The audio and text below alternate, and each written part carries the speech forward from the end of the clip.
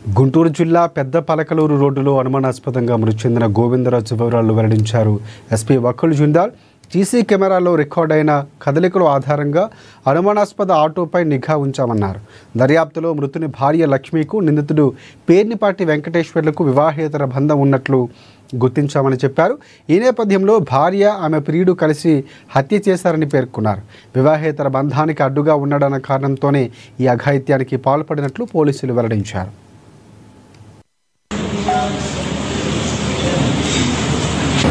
So 19th September తెల్లవారుజామున మనకి Perucherla Peddapalakaluru road మీద ఒక డెడ్ బాడీ దొరికింది.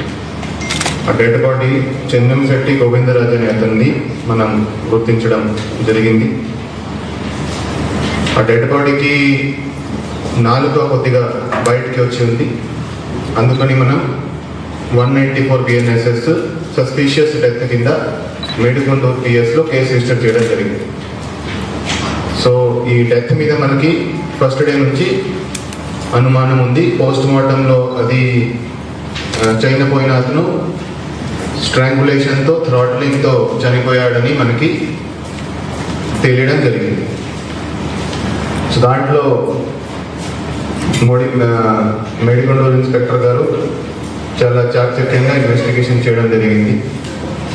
అక్కడ ఎక్కడైతే మనకి బాడీ దొరికిందో అక్కడ సీసీటీవీ ఫుటేజ్ అక్కడ పరిశీలిస్తే ఒక ఆటో ఆ రోజు రాత్రి కొంత సస్పీషియస్గా అక్కడ తిరిగిందని మనకి తెలిసింది.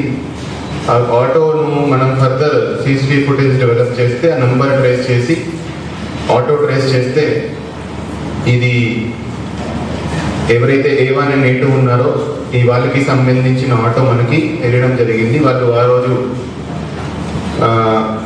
చనిపోయిన అతన్ని చంపడం జరిగిందని మనం నిర్ధారణకి వచ్చాము.